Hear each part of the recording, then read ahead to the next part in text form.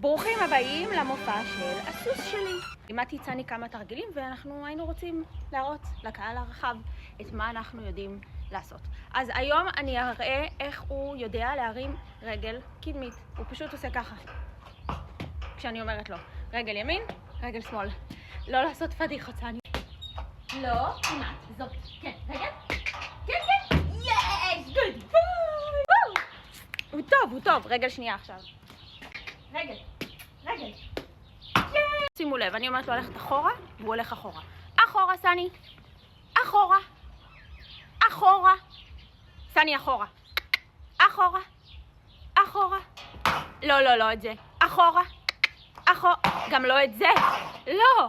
אחורה. סני, הוא פשוט מתלהב כי הוא רק למד את זה, אז עכשיו הוא כאילו. אחורה.